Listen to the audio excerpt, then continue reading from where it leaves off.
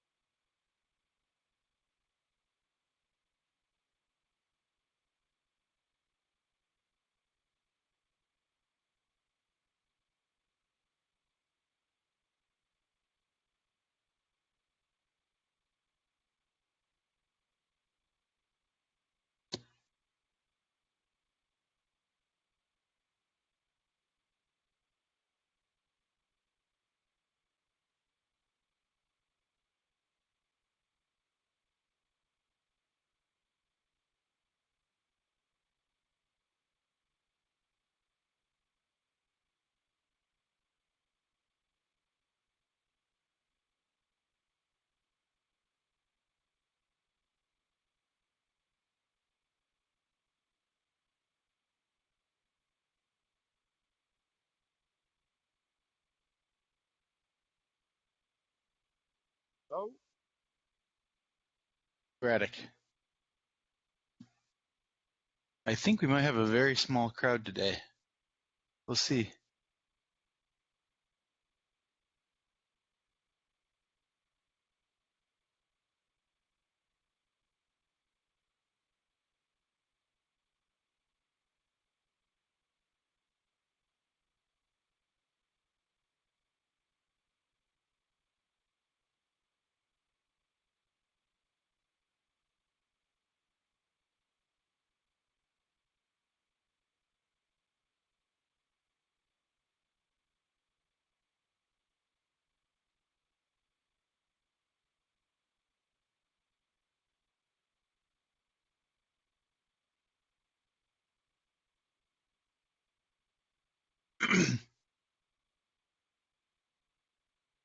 All right. Well, I guess maybe we should just get going here. Oh, I did see Sage just posted on IRC, so I don't know if he's coming or not.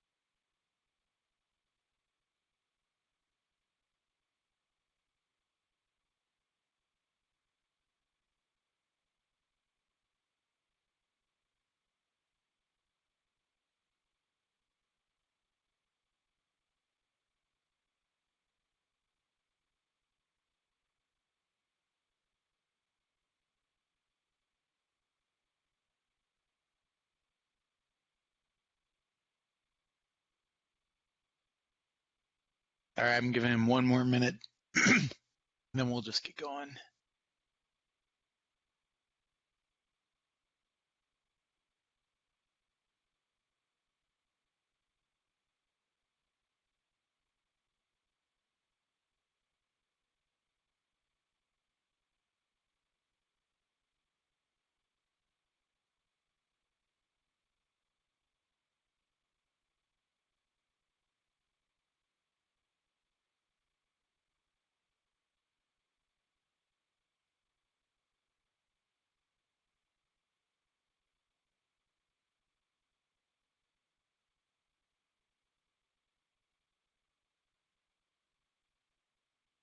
All right, let's get this show on the road. Um, there is a new PR from Aaron85 regarding erasure coding stripe cache. I don't know much about this one at all, other than I saw he was modifying the legacy config ops, which I'm not sure we should do. Ah, Sage, hey, how's it going? All right. Do we actually have anything on the agenda? Not a whole lot. I just figured we should do All it right. since we skipped last week. All right. Yeah, I don't have anything. I got to run in a minute here. Is there anything on there? No, there's nothing. The pull request update. I think the only main thing going on with pull requests is your bin$u cache stuff, which looks great, but I just need to verify. So do I understand right that Kifu fixed that, or thinks he fixed the failure Marv run turned up? Yeah. Yeah, Okay. Yeah. I He think says he so. fixed it. All right. I'll rebuild and retest. Okay. Yeah, the sooner we can get that merged, the better, since I go on vacation in a week, and I want to do the backport before that, but we'll see if it happens. Yep. Yeah, I'll push the build right now. Cool. There's a merge conflict. No, there shouldn't be any more. I just fixed this morning, fixed it.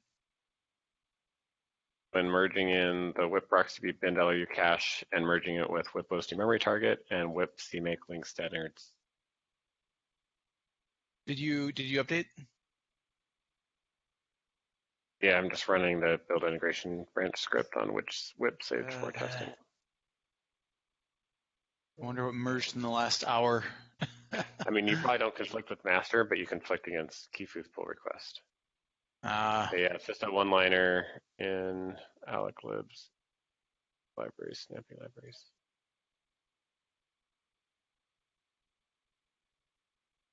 Well, let me just manually resolve it, and then I'll sort out when. Okay. Make. Here, I want to do. Kifu is saying if it's almost green, then it's good.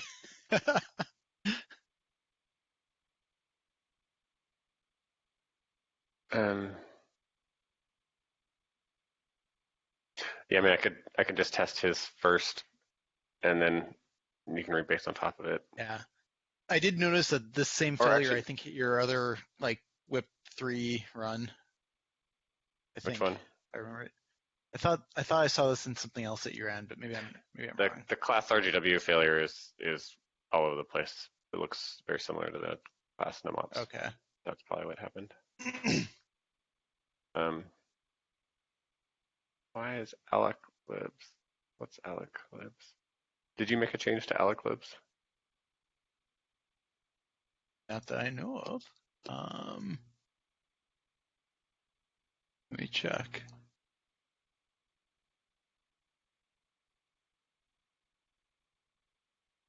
In kv/cmake list text, the target link libraries for kv.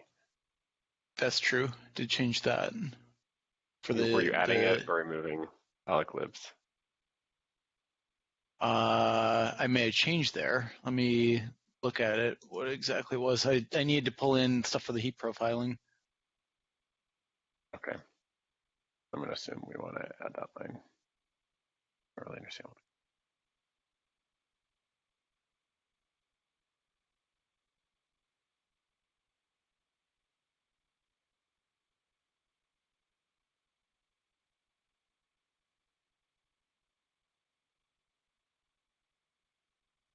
All right, I'll go ahead and test that. Cool. I have. Yeah, so in the CMake list for the bin$LRU cache one, it should be just adding in. Oh, it's adding in a couple of CC files, and well, anyway, you probably already resolved it. Never mind. Yeah, I think so. Okay. Cool. All right, I gotta run. Okay. Good luck, Sage. All right, see you later. Yeah.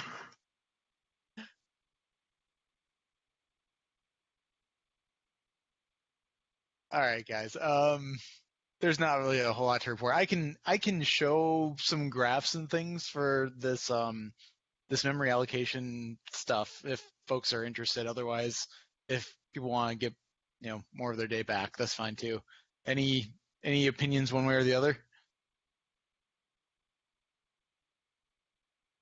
I'm interested. Okay, let me pull up a graph then.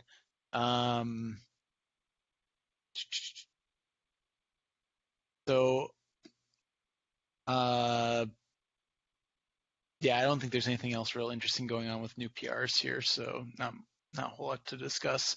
Maybe the only one is Ma Jianpeng is looking at like latency of the KV finalized thread, which is good, but I don't know if there's any info to report there yet.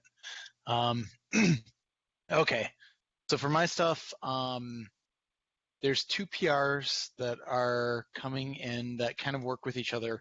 One is to pull RocksDB's cache, LRU cache, into our tree instead of using their default one. There's a couple of reasons for doing this. One is that it doesn't work quite exactly how we want it to work. They have a low priority pool and a high priority pool for the LRU, and the high priority pool stores indexes and filters optionally, but that's how we're using it. But it also can then store data that has been recently read.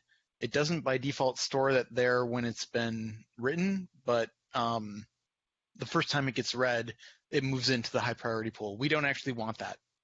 We just want the high priority pool reserved for indexes and filters, and that way we can look at it and say, as much as it's filled up, this is how much cache we need for indexes and filters to keep that guaranteed in cache.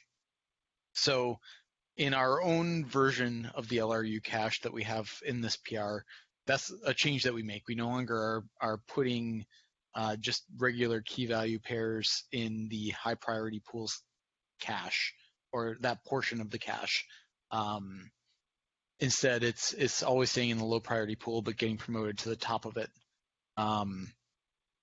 We also that gives us the ability to add things, interfaces for that cache without going through RocksDB's public cache interface. Originally, we made a modification to that interface and tried to submit it upstream to RocksDB, and it's been like 2 months, and they never actually moved on it. And I suspect it's because they really don't want to make modifications to the cache interface, and that's fine. I understand why. It's there's probably no one else using RocksDB that's trying to get access to the kind of cache statistics that we are. So by pulling the whole cache, the whole LRU cache into our tree, we no longer have to use the public interface. We can add and remove our own methods for getting whatever we want ourselves, and it's probably better for everyone. So that's the one PR that does both of those things. And then there's another PR that looks at the amount of memory that the OSD is using, the heap memory, and then both, and the amount of unmapped memory. And from those two values, we can compute the amount of mapped memory that the OSD is consuming. This is from tcmalloc. We don't have the ability to do this with libcmalloc or jmalloc yet. Maybe in the future we will be able to. But with those, we can start dynamically adjusting the size of the caches in BlueStore to try to keep the OSD's RSS memory usage close to that value.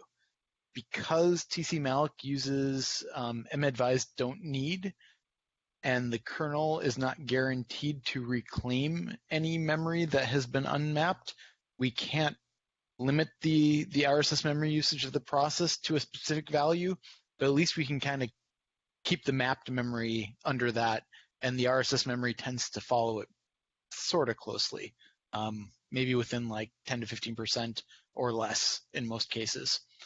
So let me pull up some data from that. I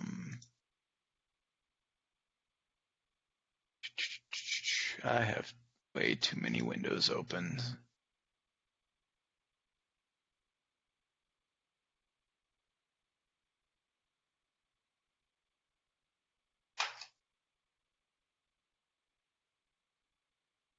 Okay, here we go.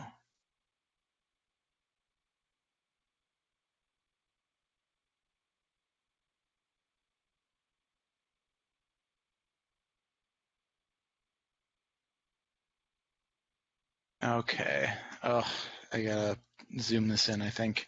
Can folks see this at least? Is it present? Not yet. Not yet. Keep going. Better. A little bigger. A little bigger? Okay. Maybe a little. Here, I'll move my thing to the. How's that looking? That's fine. Excellent. Okay, so um, the second graph here is kind of showing roughly the behavior of what we had maybe a month ago. It's not exactly the same, but it's really close. That's without doing any kind of auto tuning, a 3 GB fixed Blue Store cache. The values are different for KV meta and data. We were kind of trying to optimize for the RBD case, so we really aggressively favored metadata over the other two previously, but this is just kind of showing the behavior when you don't do any auto tuning and use fixed size caches. It also isn't playing any tricks. It's giving you exactly what you request. A 3 GB fixed cache size and those ratios, and it doesn't do anything else. Previously, we had tried to play some games to kind of like reallocate memory when it wasn't used, but it didn't work very well, and it was kind of broken. So it didn't look exactly like this, but in the case where you don't do any auto tuning where it's disabled, this is now what you get. So that bottom graph, you can kind of see it's doing kind of what is requested as far as the cache sizes go. And the RSS memory usage in this case is going up to 4.8, let's say 4.7, something like that, gigs of RSS memory used. Okay, so with this PR, with both of the PRs that are in the works right now, the above graph shows you the behavior when the auto tuning is enabled. The targets are the same, and it kind of uses those as guidelines for what it should kind of default back to if it can't make any smarter decisions. But when it can, it kind of will use memory in smarter ways if it thinks it can do so. Say if one cache doesn't need all of the memory that you've specified via the ratio, it will borrow it for another cache and let it go over its target value. So in this case, there's a new parameter, an OSD mem target parameter that just says, you just specify how much memory are you trying to keep this particular daemon limited to. And with the auto tuning and that target, now you can see that the RSS memory is sticking pretty close to 4 gigs, which was our target value. The mapped memory in light blue is actually staying very consistently just below that target. It can peak over it a little bit, but it will, the more it shoots up over it at any given point in time, the more aggressively it will kind of try to keep it below that. And overall, it does a pretty decent job of it. So that RSS memory value can change depending on how much memory pressure there is. My understanding is the kernel will more aggressively reclaim unmapped pages when there's a lot of memory pressure, and will do so at and may choose not to if there's no memory pressure. So potentially in a scenario where there is higher memory pressure, it might stick closer to it, or may not. Kind of up to the kernel. So you can kind of see here that the cache size is bouncing around a little bit to try to keep up with that. And here, this is kind of interesting. This is one of the first times where we've really seen the RocksDB KV cache kind of peaking up and going back down. Presumably, those are periods of time where it's maybe created a new level. It's stayed within the same level at that point. Merging and adjusting its SST files, and then I suspect that at those points it's when it's now created a new level and is moving stuff into it. Just a guess on my part, but it's interesting to see that behavior. Whereas kind of when you've got these fixed cache sizes, RocksDB is not allowed to kind of borrow any cache like that. It just kind of sticks at a fixed cache size. Actually, maybe that's not quite the right way to say it. It's always at a higher cache size in the fixed case. It's kind of at that peak size continuously, whereas in the auto-tune setting, it can dip back down to really just what it needs, and you can reclaim it for metadata or data cache. So this is RGW with performance in this test was almost the same. It turns out that this test machine was I had updated for doing some memory allocator testing and pulled in the changes for Spectre and Meltdown when I did that. And now the system's not fast enough to actually show any performance differences between either of these. It basically runs at the exact same throughput, roughly. So I need to retest this on a machine that's faster, I think, because right now I'm basically CPU limited now on this box. But in any event, they look about the same. For RBD tests, again, we're kind of staying right underneath the memory limit with auto tuning enabled. RSS is just a little bit above that, about 10% above that. And we're dynamically adjusting the size of the caches here when there's very little used at the beginning of the test when it's empty.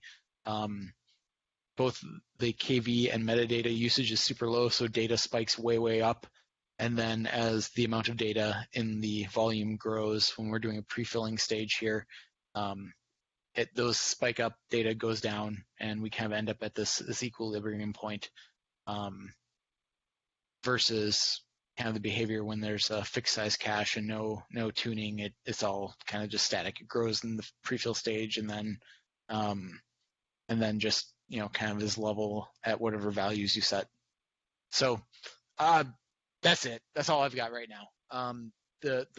In my opinion, the more interesting change is coming next, which is the actual LRU binning, the age-based binning for the LRUs that will hopefully let us see changes in the cache ratios depending on the workload that you're doing. If you go from an RBD to an RGW back to an RBD workload, the goal is to make it so that the caches adjust based on what's happening at that time and adjust back to kind of the previous state. Right now, this doesn't do it, or probably doesn't, I'm guessing. Last time I looked, it didn't. So that's it. Any questions on any of this? I just have a couple quick questions. I love it, by the way. It looks really good. The only question I have is, how big a change did you have? I mean, like, was this a really complicated change, or was it relatively straightforward? And if the latter, what is the chance that we could get this into, say, Luminous? Go ahead. So my goal is to have all of these changes backported for 3.2. We'll see how hard it is. But I don't think that anything is too terrible. It's not one change, right? There's going to be like 4 PRs. The PR where we look at TC malloc stats to compute the cache, the overall cache size, is pretty straightforward. That should be an easy backport, I think. So that will get us at least the automatic tuning of the overall cache size. The tuning of the ratios within that cache size is a little bit more complicated. I think that we can do it. The biggest change is pulling the RocksDB LRU cache into our tree, or a version of it into our tree. But the good news is that it doesn't look to me like the public cache interface has changed in the last year or two. So I think that our changes won't rely on a new version of RocksDB. I think we can pull those in without pulling in a new RocksDB. So I think that backporting it might just kind of work so long as we resolve any other weird things like there was a gconf change just recently in the last day or two that we'll have to go through and like fix everything for when we backport. But yeah, otherwise it's kind of complicated, but it's not so much so that I think we might be able to backport it at least for 3.2. Luminous might be tougher. We'll have to see. Oh, I'm sorry, my bad. I thought I got confused. I thought 3.2 was Luminous, and it's really saying it's a different upstream release. Yeah, well, that's a good question though. Is I should actually find out what that's actually based on. But yeah, You don't have to I think answer the good right news. now. I didn't want to put you. Okay, yeah, sure. No worries. No, I guess the gist of it is I think we maybe can do it. It's kind of a big thing to backport, but I'm hopeful that we'll get it in for 3.2 at least. It seems very significant because some of the problems that we have, in the field have to do with like, hyperconvergence where you're trying to run Ceph and applications, in the same box, and this makes it a lot more manageable. So that's the goal. I really would like it if we could make it so that the only thing users need to change is how much memory they want to devote to the OSD, and that's it. kind of looks like we do our best. Yep. Yeah, we can't control RSS memory usage by as exactly right. The kernel is involved, so we can't force the kernel to reclaim pages. We can only kind of say we've unmapped stuff and the kernel's free to reclaim it. We can't guarantee it's not fragmented, but we can at least say that there's stuff here the kernel can grab if it wants to, and I think that's the best we can do. Well, the only concern I have, in addition to, this is great, but there's also the question about what happens when you go into backfilling mode, and that's a separate issue, right? So that's a really good question because I have not run any tests with this when you go into backfill, but presumably we will be watching the heap stats and it should dynamically adjust the cache size down to whatever minimum is set, up to whatever minimum is set, to try to compensate for any memory usage that we haven't accounted for in the heap. So theoretically, this might actually level out memory usage during recovery too.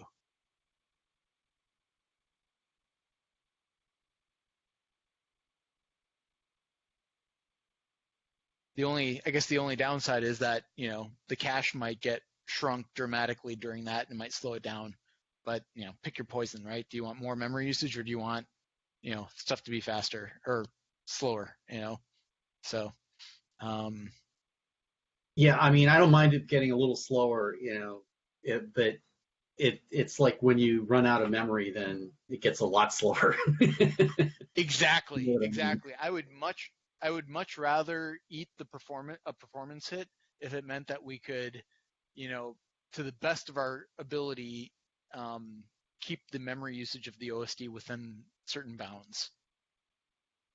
The performance issue we can fix later on. Once we've got the OSD, set that it's behaving in a consistent way, then we can start looking at, well, why do we need so much memory? Are there things that we can do to speed it up in memory limited scenarios, et cetera, et cetera? But But if we're just, letting the OSD use an unbounded amount of memory, all bets are off. The user has no ability to kind of understand or know what's going on at any given point in time. So,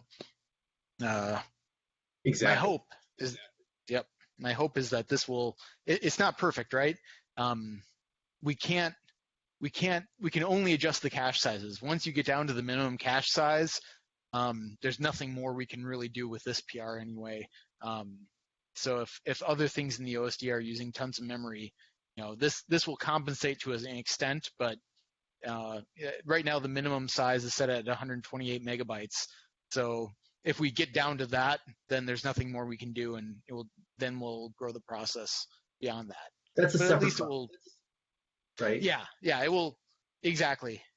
This will at least level things out in a lot of scenarios, but it won't. It can only compensate so far. Thank you. Yeah, no problem. All right, any other questions on this?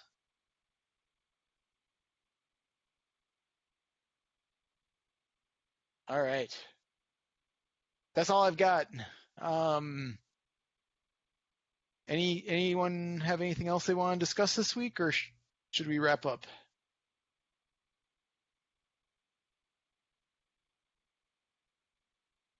All right. Well, thanks for coming, guys. See you again next week. Have a good week. Here.